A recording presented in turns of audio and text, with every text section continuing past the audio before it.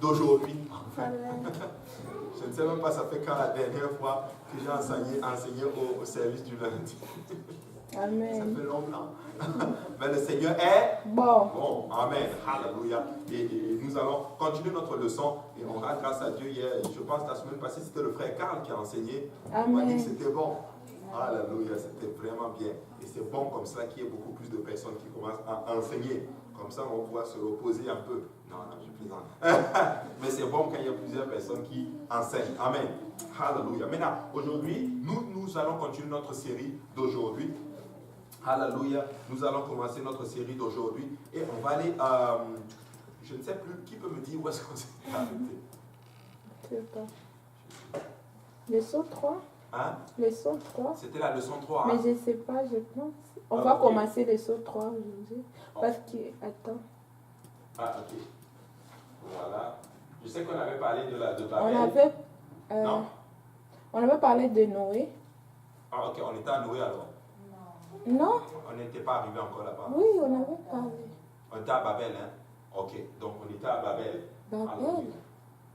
Ouais. Ah, ouais. On Ok, on était à l'origine des langues. Hein? Bon, alléluia. Le Seigneur est bon. Amen. Donc aujourd'hui, avec l'aide du Seigneur, nous allons continuer littéralement avec l'origine des langues. Maintenant, juste pour pouvoir nous retrouver, on va aller dans un passage et nous allons lire Genèse chapitre... on va lire Genèse chapitre 11 à partir du verset 1. Je pense qu'on avait fini Babel. On avait fini Babel. Hein. Avance encore. Attends.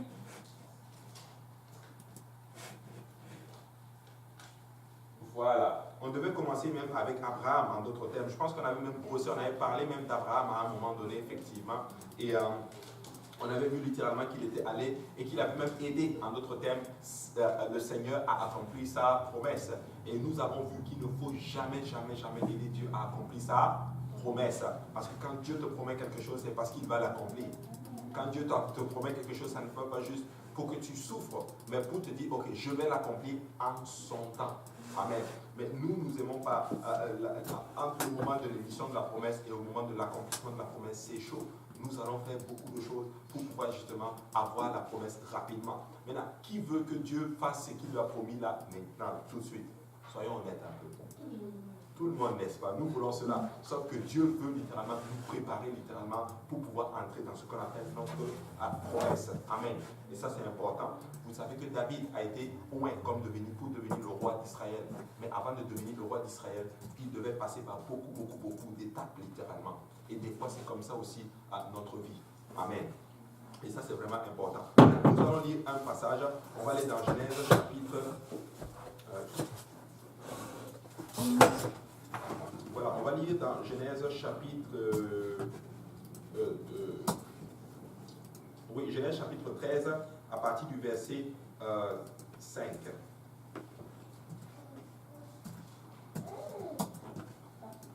Genèse chapitre 13, verset 5. L'autre qui voyageait avec Abraham avait aussi des brebis, des bœufs et des tentes, et la contrée était insuffisante pour qu'ils demeurassent ensemble, car leur bien était si considérable qu'ils ne pouvaient demeurer ensemble. Il y eut querelle entre les bergers des troupeaux d'Abraham et les bergers des troupeaux de Lot. Pause. Ici, là, qu'est-ce qui se passe? C'est ceci, c'est que nous nous retrouvons, Abraham, en d'autres termes, est revenu, après avoir, bienvenue frère Alliance, Abraham, après avoir littéralement désobéi littéralement au Seigneur, il est revenu, en d'autres termes, pour rebâtir ce qu'on appelle son autel au Seigneur. Il s'est repenti. Mais la Bible maintenant entreprend littéralement au verset 5, la Bible dit qu'il est littéralement en train de partir avec Lot. Donc Lot qui voyageait avec Abraham avait aussi des brebis, des bœufs et même des tentes. Et la Bible dit qu'ils étaient tellement riches que la contrée était juste insuffisante pour contenir toutes les richesses qu'ils avaient. Mon ami, tu parles de richesse. Abraham était un homme très riche. Lot aussi était riche. La contrée, c'était vaste littéralement. Et il ne pouvait même pas littéralement contenir. Et la Bible dit qu'il y a eu une querelle littéralement entre les bergers de Lot et les bergers de Abraham. Mais à cause des troupeaux, qui va garder cette place? Vous savez, des fois, c'est très, très, très difficile, littéralement, d'être. C'est pour ça que j'ai enseigné une fois. Il ne peut pas y avoir deux capitaines dans un bateau. Il va toujours avoir un capitaine, un dirigeant et un va devoir se soumettre. C'est comme cela, littéralement. Mais des fois, c'est difficile. Nous n'aimons pas cela. Des fois, dans une contrée, d'autres, l'autre veut diriger. L'autre veut diriger aussi. Donc, ça fait boum boum, ça cogne les têtes. Mais écoutez, pour pouvoir avancer, un va devoir descendre et l'autre va devoir continuer littéralement la direction. Querelle, ils se battent. Non, nous, on va rester ici. Nous, on va rester. Et là, Abraham est quelqu'un de paix. C'est un homme très sage. Écoutez, voici comment il parle littéralement. Car leur bien était considérable, il y eut querelle littéralement. Et la Bible dit, les Cananéens et les Phérésiens habitaient alors dans le pays. Abraham dit à Lot, qu'il n'y ait point, je te prie, de dispute entre moi et toi, ni entre mes bergers et tes bergers, car nous sommes frères. Et j'aime beaucoup l'attitude d'Abraham. Abraham est un homme très sage, littéralement. Tu sais, pour régler littéralement cette tension, qu'il n'y ait pas de querelle. Il faut juste qu'on se sépare. Ça, c'est justement Abraham, littéralement, qui va dans cette direction. Tu sais, des fois, il faut juste laisser et juste partir. Des fois, il ne faut juste même pas essayer de dominer ou de faire quoi que ce soit. Il faut juste essayer seulement de laisser et de partir. Mais des fois, nous voulons rester. Des fois, nous voulons tout contrôler. Et ça crée beaucoup de tensions et beaucoup de difficultés. Abraham est sage. Il apprend, il dit, ok, qu'il n'y ait pas de problème entre toi et moi, mon frère. Nous sommes frères. Voici ce que tu vas faire. Tu vas juste te déplacer. Écoute, tu vas même choisir, mon cher ami. Regardez, on va le lire. Quelqu'un peut me lire le verset 9. Tout le pays n'est-il pas devant toi? Sépare-toi donc de moi. Si tu vas à gauche, je vais à droite. Et si tu vas à droite, je vais à gauche. Sépare-toi de moi. Si tu vas à gauche, je vais à droite. Je vais à droite. Mais si tu vas à droite, moi, je vais à gauche. Il lui donne même le choix, littéralement. Qu'est-ce que je vais enseigner par là? C'est juste que des fois, dans nos rapports entre frères et sœurs, des fois, il faut juste laisser, en d'autres termes. S'il y a des tensions, laisse juste et éloigne-toi, en d'autres termes. Tu n'as juste même pas besoin de vouloir tout comprendre, en d'autres termes. Il faut juste laisser faire. Alléluia. Ça, c'est dur, hein. Des fois, il faut juste... Eddie, viens ici.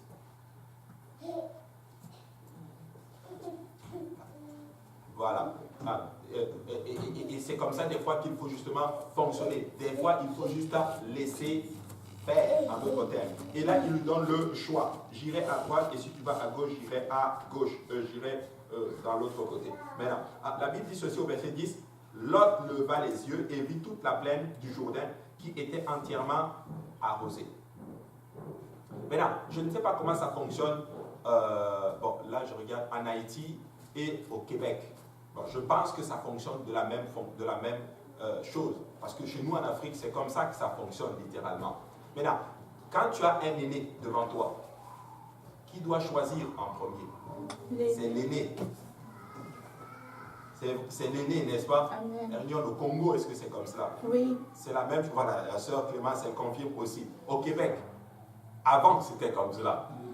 Ouais, mais ça a beaucoup changé. Mais avant, le droit d'aînesse était très important. Chez nous, en Afrique, là quand on arrivait, l'aîné se servait d'abord. Amen. Amen. On donnait beaucoup de respect à celui qui était aîné. Et de surcroît, ce n'était pas son grand frère, mais c'était en d'autres termes son oncle. En d'autres termes. Maintenant, l'autre devait dire oncle. C'est à toi de choisir. Amen. Ce que tu choisis, moi je choisirai le reste. Mais c'est l'oncle qui arrive et qui dit, l'autre, si tu vas dans telle direction, moi je vais dans telle direction. Et la Bible dit maintenant que c'était une contrée, littéralement. C'était justement, la Bible dit, ça ressemblait littéralement à un jardin entièrement arrosé. Mais la Bible ne dit pas que Lot s'est incliné et qu'il a cherché la face du Seigneur. Il a juste regardé, ça paraissait beau et il est allé dans cette direction-là. Qu'est-ce que je vais enseigner aujourd'hui? Ne regarde jamais à ce qui paraît beau pour prendre ta décision. Mais regarde et consulte toujours le Seigneur. Même si ça paraît beau, ça ne veut pas dire que c'est la chose que tu dois faire. Alléluia. Très important. C'est très facile des fois avec ce qu'on appelle le travail. Ça se passe souvent avec ce qu'on appelle le travail. Des fois, ce n'est pas forcément ce qui paye le plus que tu dois choisir. Des fois, tu dois juste être stratégique littéralement et choisir ce que Dieu veut littéralement que tu choisisses.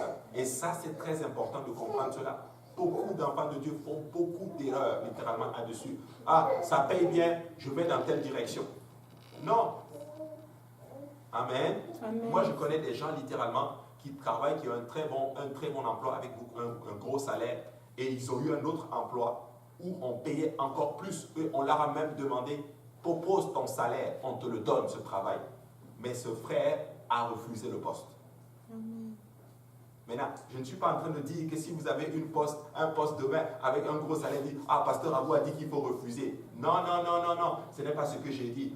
Ah, ce que je suis en train de dire littéralement, c'est ceci. Prie d'abord, cherche la face du Seigneur. Et si le Seigneur te dit, vas-y, vas-y. Si le Seigneur te dit, attends, attends. Amen. Très, très, très important. Nous devons comprendre ce principe. Nous devons apprendre d'abord à chercher la face du Seigneur. Beaucoup ne cherchent plus la face du Seigneur. Ils le regardent, ça paraît bien, ça paraît beau, alors je vais dans telle direction. Non, Lot n'a pas consulté le Seigneur. La Bible dit que ça ressemblait à un jardin qui était... On va lire la suite. Regardez, lis le verset 10 encore et le verset 11. Lot leva les yeux et vit la plaine du Jourdain qui était entièrement arrosée. Avant que l'Éternel eût détruit Sodome et Gomorrhe, c'était jusqu'à soi comme un jardin de l'Éternel, comme le pays d'Égypte. Lot choisit pour lui toute la plaine du Jourdain et il s'avança vers le nord. Pause. La Bible dit que c'était comme un jardin que l'Éternel lui-même avait arrosé. C'était comme si c'était Dieu lui-même qui avait fait le territoire, littéralement. Mais c'était la direction de Sodome et Gomorrhe. Écoutez, c'est important de chercher la face du Seigneur. Je sais de quoi je vous parle. Moi-même, j'ai pris des décisions sans consulter le Seigneur. J'ai payé un prix fort. Quand je dis un prix fort, un prix fort. Mais nous devons chercher la face du Seigneur. C'est très, très, très important. Ça ressemblait à un jardin arrosé, mais c'était la direction littéralement de Sodome et Gomorrhe. Maintenant, je vais vous donner un petit enseignement. Je ne sais pas si vous le savez. Certains d'entre vous, vous le savez. Vous savez, en Afrique, chez nous, on a ce qu'on appelle les toilettes extérieures. Amen. Amen. Avec ce qu'on appelle les caniveaux. Mais il y a ce qu'on appelle les fosses septiques. C'est ça que je cherchais, les fosses septiques. Donc, quand on fait les besoins, à chaque fois, il faut appeler quelqu'un pour venir vider les fosses septiques. Amen. Ça là, tu n'aimes pas quand ils viennent pour faire, parce que l'odeur, c'est intense, littéralement. Maintenant, est-ce que vous savez, littéralement, quand le monsieur vient pour enlever, vider les fosses septiques, est-ce que vous savez où est-ce qu'il sait où se trouve la fosse? Comment, quand il rentre dans ta maison, il dit, ah, la fosse se trouve à ce niveau-là, il va mettre son pieu là, littéralement, et il va creuser là. Là où il y a plus de verdure. Parce que les déchets sont comme du fumier. Et là-bas, c'est vert. Mais en dessous, c'est juste que du caca. Donc, des fois, il ne faut pas regarder parce que ça paraît juste vert. Il faut juste regarder qu'est-ce que Dieu te dit de faire. Amen. Très, très, très important. Donc, ça, c'était vraiment la petite leçon avec les fosses septiques. Mais là, il choisit justement toute la direction. Et au verset, littéralement, Abraham habita le pays de Canaan et Lot habita dans les villes de la plaine et dressa ses tentes jusqu'à Sodome. Les gens de Sodome étaient méchants et de grands pécheurs contre l'Éternel. Maintenant, regardez ce que le verset 14 dit. L'Éternel dit à Abraham, après que Lot se fut séparé de lui, lève les yeux et du lieu où tu seras. Lève les yeux et du lieu où tu es, regarde vers le nord et le midi, vers l'Orient et l'Occident, par tous les pays que tu vois, je les donnerai à toi et à ta postérité pour toujours. Je rendrai ta postérité comme la poussière de la terre, en sorte que si quelqu'un peut compter la poussière de la terre, la postérité aussi sera comptée. Pause. Mais là, j'aimerais attirer votre attention. Regardez bien le verset 14. On va le regarder et puis voilà, on va l'analyser ensemble. Qu'est-ce que le Seigneur, l'Éternel dit à Abraham à quel moment? Après que Lot se fut séparé de lui. Après qu'il se fut séparé de Lot. Lève les yeux et du lieu où tu es, regarde vers le nord et le midi, vers l'Orient et l'Occident. Tu sais, des fois, Dieu va te donner certaines promesses quand tu vas te séparer de Lot. Quand tu vas te séparer de cette situation que Dieu te demande de lâcher littéralement. Certaines personnes me demandent, mais pasteur Abou, moi Dieu ne me parle pas. Dieu ne me dit pas que c'est quoi ma promesse. J'ai envie de te dire, sépare-toi d'abord de l'autre. Et quand tu vas te séparer de l'autre, Dieu va te donner ta promesse. Et Dieu dit, lève les yeux, regarde, et du lieu où tu es, vers le nord et le midi, vers l'Orient et l'Occident, et la suite. Verset 15. Car tout le pays que tu vois, je le donnerai à toi et à ta postérité pour toujours. Pour toujours. Continue. Je rendrai ta postérité comme la poussière de la terre, en sorte que si quelqu'un peut compter la poussière de la terre, ta postérité sera aussi comptée.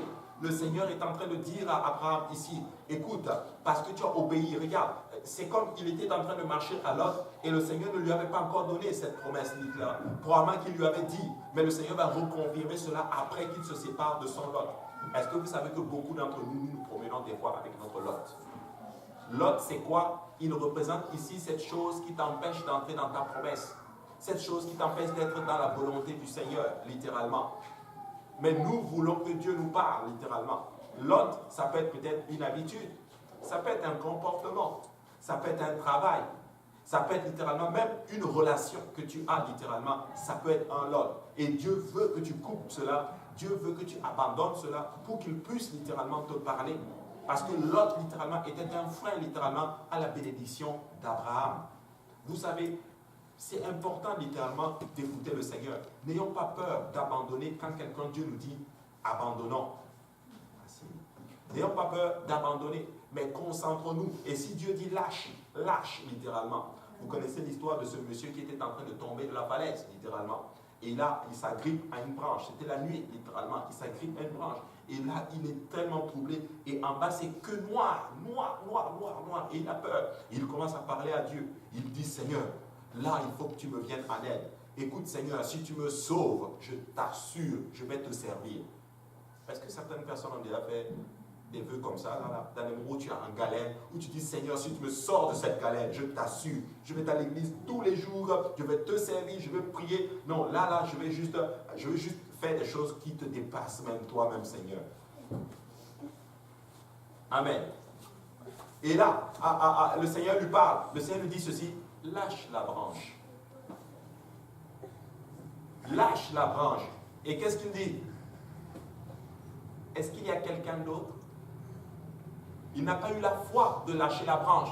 Il a tenu à sa branche jusqu'au lendemain matin pour se rendre compte qu'il était à 2 cm du sol. Des fois, il faut juste lâcher. Et Dieu va te répondre littéralement. Mais nous nous accrochons littéralement à notre petit bout de pain. Non, Seigneur, non, je ne lâche pas ça, je ne lâche pas cela. Écoute, lâche et Dieu va te bénir. Mais si tu ne lâches pas, Dieu ne peut pas bénir. Écoute, Dieu ne peut pas mettre littéralement quelque chose dans ta main lorsqu'elle est fermée. Il faut l'ouvrir et Dieu va pouvoir mettre là-dedans. Mais nous devons nous accrocher tellement à notre statu quo, à notre petit lopin de terre et tout ceci. Révélation pour quelqu'un, il y a bien plus. Il y a vraiment bien plus, je vous assure. Au stade où on est, Dieu a encore quelque chose de plus grand pour nous. Amen. Très, très, très important. Et là, Lot est allé dans cette direction. Dieu donne la promesse littéralement à notre cher Abraham, littéralement. Et la Bible dit littéralement au verset 17, « Lève-toi, parcours le pays dans sa longueur et dans sa largeur, car je te le donnerai. » Maintenant, lève-toi maintenant, Abraham, et parcours le pays. Et nous devons aussi à un moment donné nous lever et parcourir le pays, car Dieu a de grandes choses pour nous. Nous devons nous étendre, nous devons toucher les gens littéralement. On doit parcourir le territoire, elle est vaste. Et beaucoup d'âmes doivent être touchées littéralement. Au verset 18, Abraham leva ses tentes et vint habiter parmi les chênes de Mamré qui sont près d'Hébron, et il bâtit là un autel à l'Éternel. Et nous pouvons voir que c'était un bâtisseur d'autels. Écoutez, nous devons bâtir des autels. L'autel, c'est quoi? C'est quelque chose que tu bâtis qui te permet de rencontrer Dieu. L'autel, c'est le lieu de rencontre entre une divinité et une créature, littéralement. Alors, si tu bâtis un autel, assure-toi qu'elle est dédiée au Seigneur, le Seigneur Jésus-Christ. Amen. Très, très, très important. Et c'est ça, littéralement, la séparation qui marque littéralement entre Lot, littéralement, et entre Lot et Abraham. Maintenant, Abraham est parti, Lot est parti. Maintenant, ce n'est pas encore fini. Les troubles ne sont pas encore terminés pour notre cher Abraham. On va se rendre compte que Lot, en fait tout un boulet. Il devait le laisser. Dieu ne lui a jamais dit de partir avec Lot, littéralement. On va le lire au verset chapitre 14. Quelqu'un peut me le lire? Dans le temps d'Amraphel, roi de Shinar, d'un jockey de la Sarre, de Kedorlamer, le roi d'Élan et de Tibial, roi de Godim, il arriva que à la guerre. Ils arriva à la guerre à Béra, roi de Sodome, et à Bercha, roi de Gomorrhe, à Shinar, roi d'Amna, et à Shemuber, roi de Sébour, le roi de Bélaké. Pause. Ça, c'était juste l'introduction. C'est des gros noms, mais je vais vous expliquer cela, je vais vous ramener ça, et puis vous allez comprendre. C'est des rois qui ont fait la guerre entre eux. Et quand ils ont fait la guerre entre eux, littéralement, ils ont fait la guerre au roi de Sodome. Maintenant, quand on dit Sodome, à qui vous pensez maintenant? À Lot. Parce que Lot habite maintenant à Sodome. Maintenant, des rois ont fait la guerre entre eux, littéralement, et ils ont fait la guerre au roi de Sodome. Et le roi de Sodome a perdu littéralement la guerre, littéralement, et il a pris captif les habitants de Sodome. Devinez qui était pris captif aussi? Lot. Et quelqu'un va fuir et venir dire maintenant à Abraham, mon cher Abraham, ton neveu Lot, ton frère, a été pris captif dans la guerre, littéralement. Et probablement que Abraham se dit, mais Seigneur, ce petit, il est là, il ne va me créer que des problèmes. Mais probablement que le Seigneur regardait Abraham et disait, mais je t'avais dit de le laisser, ou du moins je ne t'ai pas demandé de le prendre. Écoutez, ce que nous faisons des fois peut être un frein, en d'autres termes, dans notre relation avec le Seigneur. Avec le Seigneur. Et ça, c'est important de comprendre cela. Lot peut te créer beaucoup de problèmes, littéralement. Probablement qu'Abraham était peinard chez lui, tranquille, responsable, alléluia. Probablement qu'il sortait dans un beau temps comme ça, il s'asseyait devant le figuier ou devant l'arbre, et puis il prenait de l'air, littéralement. Jusqu'à ce que quelqu'un arrive et lui dise, mon cher ami, tu dois aller te battre maintenant pour libérer ton neveu. Et là, il se tape la tête, la Bible dit qu'il prend tous les vaillants soldats de sa maison. On va aller combattre, littéralement. On le voit littéralement au verset 14, on va au verset 13, chapitre 14, verset 13. Un fuyard vint annoncer à Abraham l'Hébreu, celui-ci habitait parmi les chaînes de Mamré, l'Amorien, frère de Shol et frère d'Aner, qui avait fait alliance avec Abraham. Dès qu'Abraham il apprit que son frère avait été fait prisonnier, il arma 318 de ses plus braves serviteurs, mis dans sa maison, et il poursuivit les rois de Sodome. Waouh! Il poursuivit les rois. Combien de personnes il a pris pour aller combattre? 318 contre des rois. Ces rois-là avaient des armées fortes, littéralement. Ils avaient beaucoup de personnes, littéralement. Mais pourquoi je vous parle de cela aujourd'hui? Juste pour vous dire que le nombre, ce n'est pas ça qui détermine la victoire. Amen. Ce n'est pas parce que tu en as beaucoup, ce n'est pas ça qui va déterminer le fait que tu auras la victoire. Écoute ceci. Si Dieu est avec toi et que tout le monde est contre toi, tu es dans la victoire. Mais si Dieu n'est pas avec toi et que tout le monde est avec toi, tu as perdu. Tu dois juste t'assurer que l'Éternel est de ton côté. Si le Seigneur si Dieu est avec nous, qui sera contre nous? La Bible déclare. Assure-toi juste d'être dans la volonté, Élisée. Assure-toi juste d'être dans la volonté du Seigneur. Et beaucoup d'entre nous faisons des choses, mais on n'est pas sûr. Est-ce que le Seigneur est vraiment dans le projet? Moi, j'ai appris quelque chose des fois. Dieu peut ne pas être dans ton projet et ton projet va quand même marcher. En tout cas, à tes yeux. Mais à un moment donné, ça va clasher. Je l'ai fait moi-même. Voulez-vous que je vous raconte?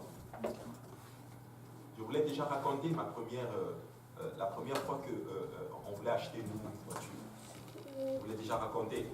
Ça là, tu m'as tellement parlé là-dessus. Le Seigneur m'avait dit, je ne veux pas que tu ailles chercher quelque chose de gros. Prends un petit truc. Quelque chose de simple, petit. Mais ma femme et moi, nous, on voulait ce qu'on appelle, on voulait une Mazda 5.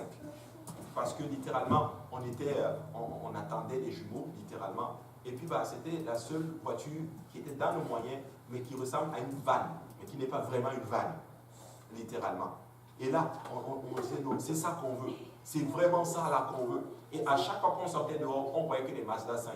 On disait, waouh, le Seigneur nous parle. On voit que les Mazda 5.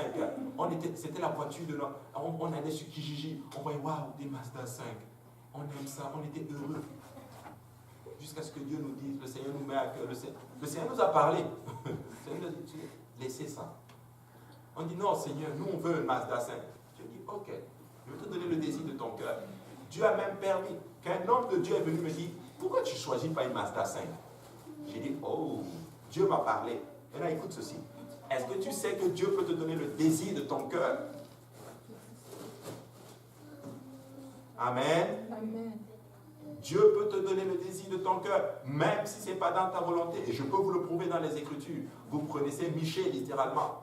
C'était les prophètes de Dieu qui ont prophétisé au roi d'aller combattre alors qu'il allait périr, littéralement. Pourquoi? Parce que le roi était tellement fermé, littéralement, qu'il voulait tellement sa chose que Dieu dit, tu sais quoi, je vais te la donner, littéralement. Et Dieu dit, parfait, je te donne le désir de ton cœur. Nous avons pris littéralement cette voiture. On a pris cette voiture. Mes frères et sœurs, la voiture n'a même pas fait 6 mois. On a prêté la voiture, la personne est allée faire une course, boum, accident, perte totale. Perte totale. On était choqués. Moi, je ne comprenais rien. Et là, je disais, mais Seigneur, en fait, je ne comprends juste pas. Mes jumeaux venaient juste de naître. Et là, le Seigneur m'a dit, je t'ai donné le désir de ton cœur. Tu ne voulais pas m'écouter, alors je t'ai donné ce que tu voulais. Mais voici maintenant les conséquences. Nous devons écouter beaucoup le Seigneur. La prochaine voiture qui suivait, j'ai dit à Dieu, tu sais quoi, Seigneur, ce que tu vas me dire de faire, c'est ce que je vais faire. C'est important de chercher la face de Dieu. Prier avant toute chose. Avant de prendre une décision, prier. Avant d'impliquer dans un travail, prier. Avant, avant même d'acheter quelque chose, prier. C'est très, très, très important. Je me rappelle une fois, et ça, j'ai vu que ça marche vraiment. Ça, c'était vraiment le cas de la... On avait besoin d'une tondeuse. Frère Sylvio, il sait que j'avais besoin d'une tondeuse. J'avais besoin d'une tondeuse. N'est-ce pas? Tu te rappelles de cela? Et là, un matin, je me lève, je commence à prier. Je dis, Seigneur, je vais aller chercher une tondeuse. Je vais aller chez Canadian Tire et je vais acheter une tondeuse. Seigneur, permets que j'ai une bonne occasion, littéralement, un bon rabais. Et là, le Seigneur me dit, ok, lève-toi, vas-y. Je vous assure, j'arrive, j'achète d'autres choses, je vois la tondeuse. Je l'avais pris. Je l'avais pris. Et après, le Seigneur, quelque chose me dit, laisse la tondeuse. Et là, j'ai laissé la tondeuse. Je suis revenu et j'ai dit à ma femme, bon chérie, finalement la tondeuse, je vais la laisser. Et je vais regarder ce Kijiji, je suis sûr que je vais trouver quelque chose de moins cher. Et là, je suis sorti pour faire une étude biblique. Et là, boum, pendant que je fais l'étude biblique, quelqu'un m'appelle. Est-ce que tu es à la maison? Bah, moi, je n'ai même pas répondu. La personne a appelé et ça n'a pas fonctionné. Et la personne a appelé ma femme. Êtes-vous à la maison? Oui. Elle arrive, la personne arrive, elle arrive, donc la personne. Donc, vous ne savez pas si c'est il ou elle. Avec exactement la même tondeuse.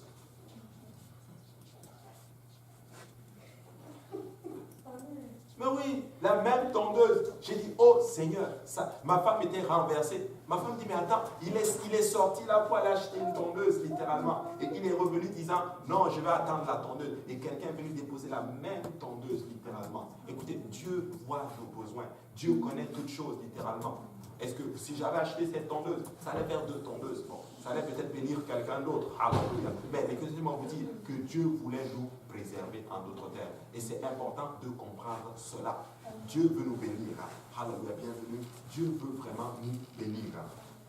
Donc nous devons chercher la face du Seigneur. Et là, Abraham est allé, il va maintenant pour combattre littéralement. La Bible dit qu'il divise littéralement ses soldats et ils vont se battre littéralement contre tous ces rois-là. Et la Bible dit que Abraham va sortir de là complètement vainqueur.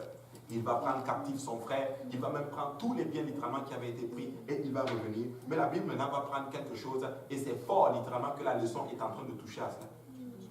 La leçon est en train de toucher à cela parce que quelqu'un m'a posé cette question-là hier, littéralement. On va lire au partir du verset 17. Après qu'Abraham fut devenu vainqueur de Kédorlaomer, d'Aaron et les rois qui étaient avec lui. Le roi de Sodome sortit à sa rencontre dans la vallée de Chabé, qui est la vallée du Nord. Melchisedec, roi de Salem, qui apportait du pain et du vin, il était sacrificateur du Dieu très haut. Et bénit Abraham et dit, béni soit Abraham par le Dieu très haut, maître du ciel et de la terre. Béni soit le Dieu très haut qui a livré tes ennemis entre tes mains. Et Abraham lui donna la dîme de tout. Pause. Abraham nous donna la dîme de tout. Ça tombe tellement bien parce que quelqu'un m'a posé la question, le frère Hernion m'a posé la question hier et on va étudier un peu cela aujourd'hui. Mais qu'est-ce qui se passe ici? On voit un personnage qui apparaît dans les Écritures et son nom c'est Melchisedec. Melchisedec. Mais c'est qui Melchisedec littéralement? La Bible dit qu'il arrive et Abraham le voit littéralement. Abraham a tout gagné et Abraham arrive et Abraham va lui donner ce qu'on appelle la dîme de tout. Maintenant, on va parler un peu de Melchisedec et un peu nous allons parler un peu de la dîme en d'autres termes. Maintenant, Melchisedec, la Bible dit dans Genèse, on a un peu de détails sur lui. On sait qu'il est roi. Il est le roi de Salem littéralement. Et la Bible dit qu'il était le sacrificateur du Dieu très haut. C'est la première fois que nous voyons ce qualificatif qu'on donne à Dieu, c'est-à-dire Dieu très haut. Le thème hébreu de cela, c'est quoi? C'est El Shaddai, c'est tout puissant. Mais El Olam, le Dieu élevé, le Dieu très haut, ce que nous avons chanté tantôt. Il est élevé, notre Seigneur. Donc, c'est des attributs comme cela, au fur et à mesure que vous savez, sur notre Seigneur, littéralement. Et il était le sacrificateur, en d'autres termes, du Dieu très haut. Et cela, il a apporté littéralement le vin. Et on voit aussi qu'il était ce qu'on appelle un sacrificateur. C'est quoi un sacrificateur? Celui qui donne le sacrifice, qui officie littéralement pour le Seigneur, en d'autres termes. Maintenant, et la Bible dit, il bénit Abraham et dit, béni soit Abraham par le Dieu très haut, maître du ciel et de la terre, béni soit le Dieu très haut qui a livré tes ennemis entre tes mains. Et Abraham lui a donné ce qu'on appelle la dîme de tout. Tu vois? Maintenant, on voit quelque chose de particulier ici. Il bénit Abraham et Abraham lui donne ce qu'on appelle la dîme, c'est-à-dire le dixième littéralement. Mais qui est Melchisedec? Quand on prend le texte comme cela, on a l'impression que c'est juste un personnage tiré de nulle part. Hey, toi va t'asseoir. Toi tu restes assis ici. Et on ne bouge plus. Assis. Assis. Voilà. Et on va le savoir, on va aller dans Hébreux chapitre 7 et nous allons voir un peu plus de détails sur Melchisedec. Hébreux chapitre 7. À partir du verset 1. En Éphraïm, c'est Melchisedec, roi de Salem, sacrificateur du Dieu très haut, qui alla au-devant d'Abraham lorsqu'il revenait de la défaite des rois, qui le bénit, et à qui Abraham donna la dîme de tout, qui est d'abord roi de justice, d'après la signification de son nom. Pause. Ici, dans Genèse, nous avons vu qu'il était roi de Salem. Mais Hébreux 7 donne un peu plus de détails sur lui. Il est roi de justice. Pourquoi? La Bible dit selon son nom. Qu'est-ce qui veut dire Melchisedec? Melchi en hébreu veut dire roi. Et Sédec veut dire justice. Melchisedec, c'est très facile maintenant. Roi de la justice. Mais c'est qui le roi de la justice? C'est le Seigneur Jésus-Christ. Maintenant, il est aussi roi de Salem. Est-ce que vous savez ce qui veut dire Salem? Veut dire paix. Il est le roi de la paix. C'est qui le roi de la paix? C'est Jésus. La Bible dit dans Ésaïe qu'il est prince de la paix, mais ici nous voyons qu'il est roi de la paix. Tu vois, il est en train de montrer que en tant que fils, il est prince de la paix, mais en tant que Dieu, il est le roi de la paix. Il joue tous ces rôles-là en même temps. Ce n'est pas encore fini avec Melchisedec. Qu'est-ce que continue le verset Hébreux chapitre 7? Oui. Ensuite, roi de Salem, c'est-à-dire roi de père, qui est sans père. Il est sans père, sans mère, sans généalogie, qui n'a ni commencement du jour, ni fin de vie, mais qui est rendu semblable au Fils de Dieu. Pause. Quand on dit qu'il est rendu semblable, qu'est-ce que ça veut dire? Nous savons qu'il n'a ni commencement, ni fin. Écoutez, qui n'a ni commencement, ni fin? C'est qui l'alpha et l'oméga? C'est le Seigneur Jésus-Christ, c'est Dieu lui-même. Et Apocalypse chapitre 1, verset 8 le dit littéralement. Celui qui était, celui qui vient littéralement. Celui qui est l'alpha et l'oméga. Et c'est le Seigneur Jésus-Christ. On est en train de dire littéralement que ce Melchisédek était comme une figure, en fait. C'était comme un type littéralement du Seigneur Jésus-Christ. C'est ce qu'on appelle une théophanie. Une théophanie, c'est juste un mot compliqué pour dire que Dieu se représente littéralement, temporairement, dans le temps littéralement, pour un but bien précis. Jésus-Christ, ce n'est pas une théophanie. Jésus-Christ, c'est Dieu manifesté dans la chair. C'est la plénitude de la divinité. Mais Melchisédek, c'était juste une représentation de Dieu. Dieu est venu sous la forme humaine, représenté justement, juste pour prélever la dîme et partir. Tu vois? Maintenant, à qui donne-t-on maintenant la dîme? Maintenant, c'est l'une des fois où nous voyons où c'est mentionné la dîme, en d'autres termes. Où on voit quelqu'un qui est en train de donner le 10e de ses revenus. Maintenant, quelqu'un va me poser la question, maintenant va me dire, mais est-ce que c'est venu comme cela que Abraham se dise, je vais donner la dîme? Non. C'est probablement qu'il y avait ça dans leur culture. Il y avait ça comme enseignement. Et je vais même vous choquer littéralement. Si tu étudies même les cultures littéralement, tu vas te rendre compte que bien avant même le temps, les gens donnaient leur dîme. Il y a certaines cultures qui ne connaissent pas Dieu, mais ils prélèvent leur dîme et c'est comme s'ils vont le donner aux ancêtres. Le principe est là. Des fois, ce n'est pas forcément le 10e littéralement, mais le principe est là. Moi, dans mon pays, le Burkina Faso, il y a des villages littéralement. Quand tu leur donnes du jus ou de l'eau, vous savez ce qu'ils vont faire? Ils vont juste verser un peu par terre. Tu dis, mais pourquoi tu verses un peu par terre? Il dit, non, c'est pour les ancêtres. Et un des anciens avait dit ceci, mais un peu comme ça pour les ancêtres, et tout le gros là, ça s'accade, quand tu gardes ça pour toi. Non, oui. Je me demandais, est-ce que quand les Israélites ils sacrifiaient un premier-né de leur troupeau, est-ce que c'est aussi, ça va toujours dans ce sens-là? Exactement. C'est le principe de la prémisse, littéralement. J'en venais littéralement, où ils sont arrivés, où le Seigneur a dit littéralement que tout premier-né d'Israël m'appartient. Mais pour combler à cela, Dieu a dit, voici ce que je vais faire. Je vais juste prendre les Lévites. Les Lévites vont remplacer littéralement tout premier-né. Parce que tout premier-né devait être consacré au Seigneur, littéralement. C'est ce qu'on appelle le principe de la prémisse. Et je vais même vous choquer. Ici, on est en train de parler de quoi? De la dîme. Est-ce que vous savez qu'on n'est même pas dans l'Ancien Testament en ce moment? Amen. Parce que quand est-ce que l'Ancien Testament commence? Elle commence avec Moïse. Quand le Seigneur donne la loi, en d'autres termes, sur le mont Sinaï, littéralement. Et ça, c'est très important de comprendre cela. Beaucoup vont dire, par exemple, la dîme ne fait plus partie du Nouveau Testament. Elle était littéralement dans l'Ancien Testament.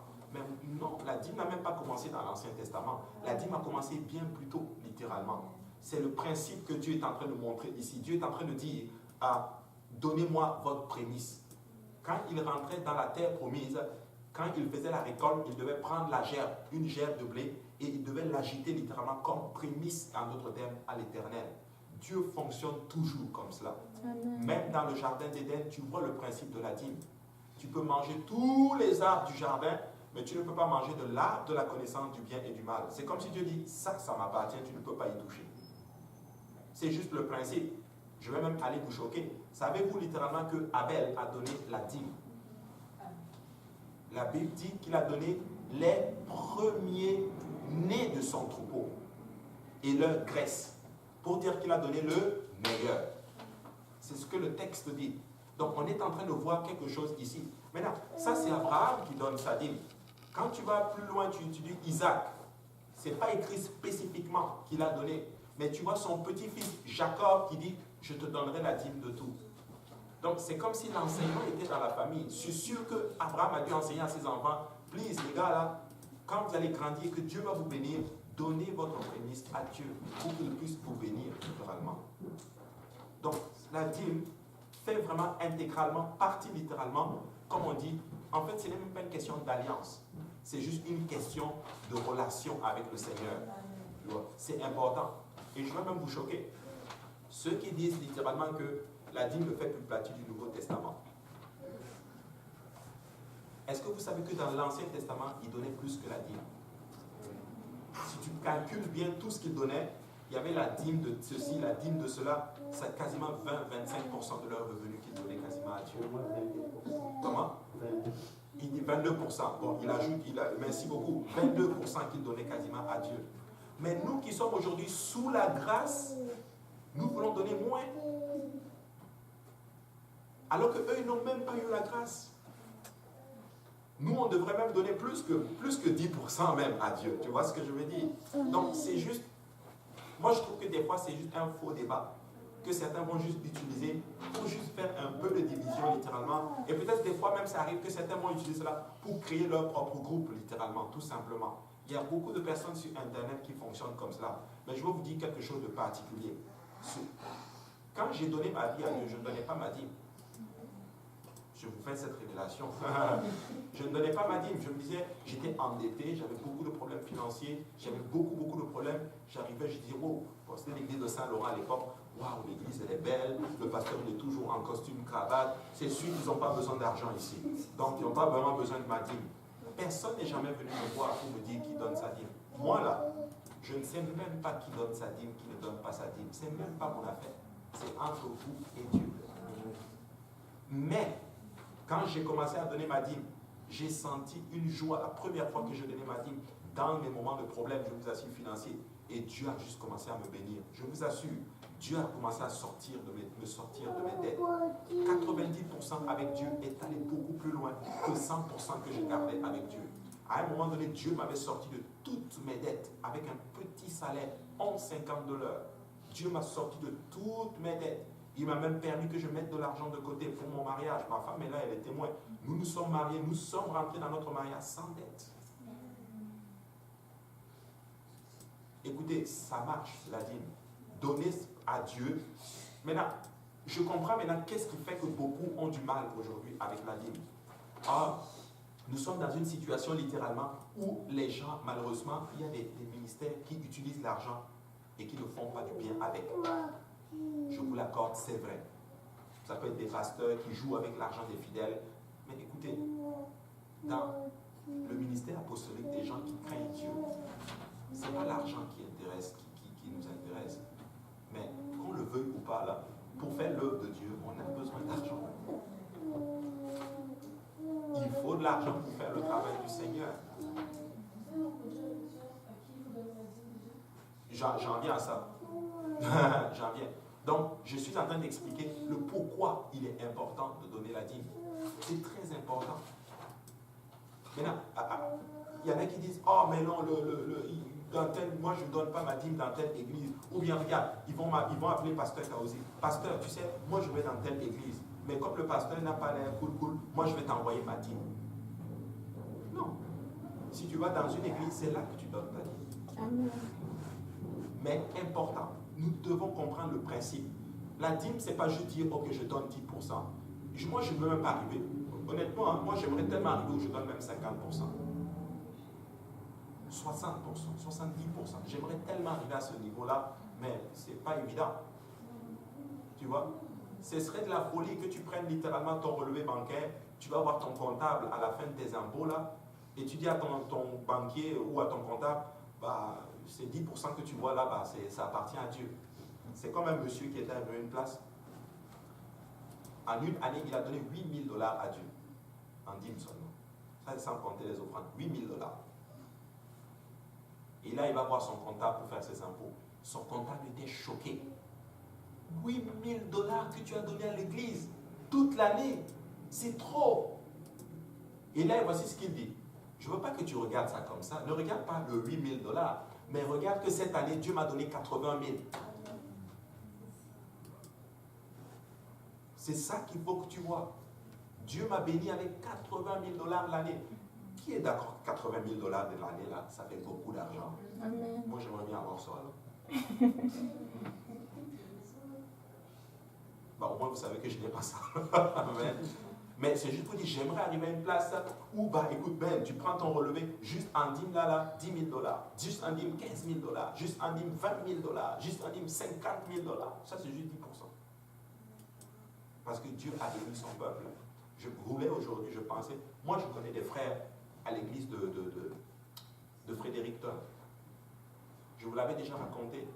C'est des frères là, Dieu les bénit, il les attelle. C'est un frère qui a connu la drogue à un niveau que vous ne pouvez pas imaginer. Il était dans la cocaïne, il était pris. Mais laissez-moi vous dire que Dieu l'a sauvé. Aujourd'hui, il sert Dieu, il a sa propre entreprise. Dieu le bénit tellement. Il a acheté sa maison. En l'espace de 5 ans, il avait tout payé. Je dis tout. 5 ans, il a payé la maison cash. J'en viens. Vous vous rendez compte?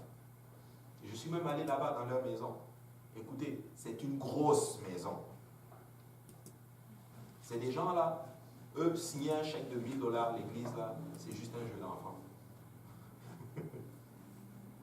Parce que Dieu bénit son peuple. Israël, il ne joue pas avec cela. Amen. C'est important. Oui. La dîme, c'est un truc que l'offrande, c'est la partie de ça, le plus. J'en viens. Tu sais pourquoi j'enseigne sur la dîme? Parce que déjà la dîme, beaucoup n'arrivent pas à tenir avec cela. Parce que si tu n'arrives pas à faire la dîme, tu ne vas pas faire les offrandes. En plus, c'est ce qu'elle dit est vrai. Là où Dieu même touche encore, c'est au niveau des offrandes. Parce que dîme et offrande, c'est différent. Alléluia. Je vais poser une question, mais avant c'est vrai, c'est que même dans le Nouveau Testament, je pense que Jésus disait aux pharisiens que vous donnez la dîme de ça, vous oubliez ça. Et à la fin, il leur a dit, faites les œufs chauds, mais n'oubliez pas aussi les œufs. Yes, j'en ai parlé hier. Jésus même a parlé de cela. Jésus a dit, vous donnez la dîme. Il n'est pas en train de dire ne donnez pas. Il est en train de dire vous le faites, mais c'est parce que vous oubliez les autres choses. Alors il ne faut pas donner ta dîme et maintenant tu n'aimes plus personne à l'église. Tu ne témoignes plus d'amour. Oh, que je donne ma dîme. Non. Tu donnes ta dîme, mais. C'est une chose que je voulais dire que même le Nouveau Testament, Jésus nous rappelle que même si on fait les choses, ne pas oublier quoi. Oui. Ne pas oublier de donner la dîme. Ouais. Amen. Merci beaucoup. J'en venais. Ma question c'est comme, par exemple, si tu es en retard dans ta dîme, je parlais avec des soeurs par exemple, que tu dois donner un pourcentage de plus. Comment savoir? Ouais. Le chiffre, je ne l'ai pas en tête. Je pense que c'est la dîme plus 1/5 ou quelque chose comme ça.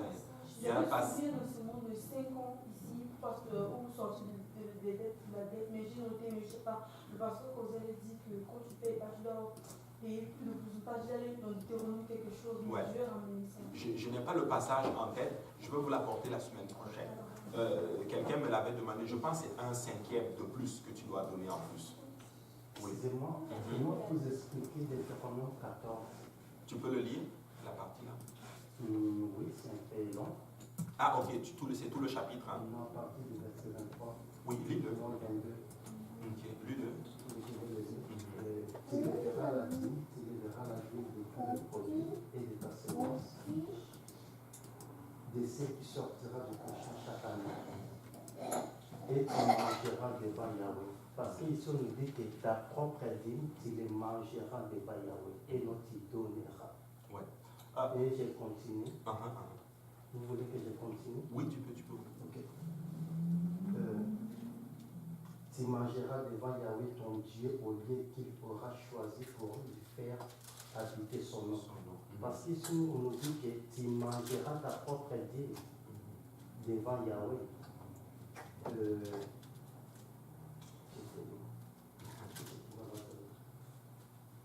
Oui, la dîme de ton blé, de ton vin et de ton eau, et les premières nées de ton veau et les nuits bétail, afin que tu apprennes à craindre toujours Yahweh ton Dieu. Et le verset 24, mais si le chemin est trop long pour toi, en sorte que tu puisses le transporter où le lieu que Yahweh ton Dieu aura choisi pour lui faire placer son nom est trop loin de toi, lorsque Yahweh ton Dieu t'aura béni, alors tu le convertiras en argent, tu serreras cet argent dans tes mains et tu iras au lieu que Yahweh ton Dieu aura choisi. Là, tu achèteras avec cet argent tout ce que ton âme désirera. Des bœufs. Je vais m'arrêter un peu ici. Oui. Ça aussi, c'est la dîme. Oui, Mais absolument. on dit qu'on va convertir notre propre dîme. Ça, ce n'est pas aussi donné. J'aimerais savoir comment vous Comment on explique cela? ça, oui. Ce qu'il faut comprendre, c'est ceci, c'est que, comme on dit, il y avait plusieurs sortes de dîmes dans les Écritures. Pendant que tu lisais, je voulais te montrer un passage où le Seigneur lui-même aussi dit littéralement il devrait donner la dîme aux sacrificateurs, aux Lévites. Tu vois? Je vais continuer. Oh, ok, vas-y, ok, vas-y. Parce que dans ce que moi j'ai compris, quand je vais descendre, on va voir qu'il y a d'autres dîmes. Si c'est vraiment ça, on dit que tu vas mettre ça devant juste ta porte. Oui, c'est ça Ça, que je je n'ai pas aussi prêché dans les assemblées. Oui, c'est parce qu'aujourd'hui, nous sommes dans un contexte où c'est complètement différent. Aujourd'hui, par exemple, il dit, par exemple, tu lèveras la dîme de ton champ. Aujourd'hui, les gens n'ont plus de champ. Aujourd'hui, les gens travaillent. Tu vois, regarde. Quand le Seigneur parle, tu lèveras ta dîme et tu le mangeras, c'est soit toi-même, ce sont tes finances à toi. Je vais même aller plus loin. Il y a des enseignants qui disent littéralement que pour bien réussir tes finances, il faut que tu sois capable de donner 10% à Dieu, avoir 10% en épargne et 10% en investissement. Tu vois, il y a certains pourcentages que tu vas manger toi-même littéralement. Et Dieu te dit, il faut que tu jouisses littéralement de tes bénédictions. Ça n'a rien à voir littéralement avec ce qui devait être prélevé pour les sacrificateurs. Je peux même te trouver les versets où littéralement il y avait des dîmes que le Seigneur avait dit, vous donnerez la prémisse littéralement aux sacrificateurs.